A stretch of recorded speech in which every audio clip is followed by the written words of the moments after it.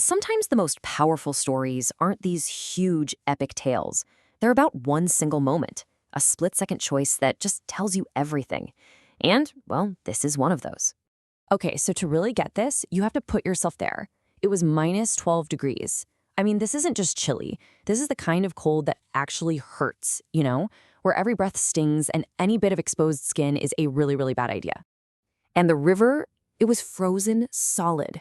So we're not talking about some pretty winter wonderland scene here. No, this was a massive sheet of ice. It looked totally safe, like you could walk on it for miles, like concrete. But it wasn't perfect. There was one crack, just one weak spot, and that's exactly where a dog had fallen through. And that's where everything changes. Suddenly, in all that solid, frozen quiet, you have this tiny creature fighting for its life in that dark, absolutely freezing water. So now we're looking at a full-blown frozen emergency. You've got a desperate owner on one side and a passive crowd on the other. Let's take a look at what was going on. So just picture this for a second. The owner is on the bank just screaming, completely terrified and helpless. And all around them, a crowd of people. But what are they doing? They're filming. They've got their phones out, just recording this tragedy as it happens. Nobody moved. It's this textbook, almost chilling example of the bystander effect, right? Everyone's just standing there, frozen, probably thinking someone else is going to do something. And that's when one person, just one, breaks that spell. A guy named Chris, a total stranger to everybody there, he just makes a choice. He decides, nope, I'm not going to be a part of that crowd. And what he does is just so simple, so direct. There's no big plan, no hesitation. It's just pure action. Step 1, he takes off his jacket. Step 2, he wades right into that insane water. And step 3, he pulls the dog out with his bare hands. Bam, bam, bam. It's all just raw, unfiltered instinct.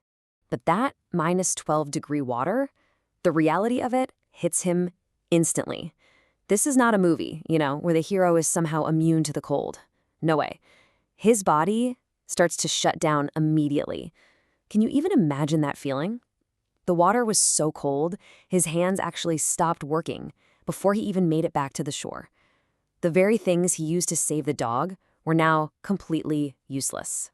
Which brings us to the price of heroism. Yeah, the rescue was a success, but it absolutely came at a cost. The most important thing is, yes, the dog is safe. But the story doesn't just end there. An act like this, in weather like that, there are always consequences.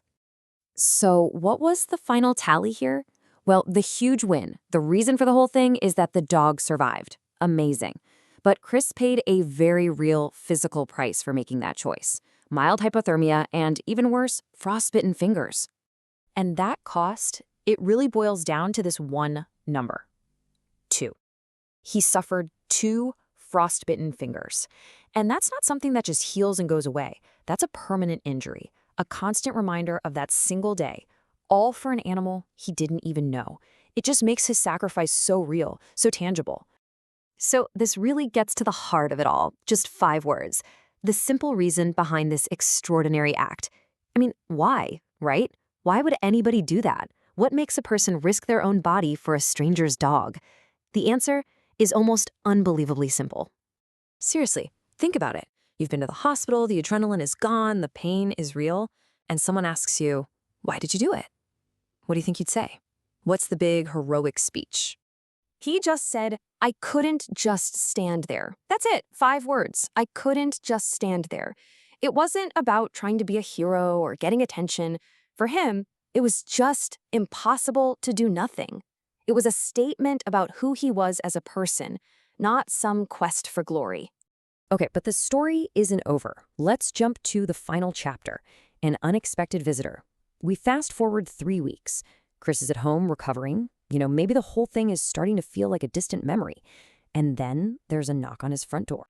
So just to recap the timeline here, you had the intense rescue, then the hospital, and then nothing for a while.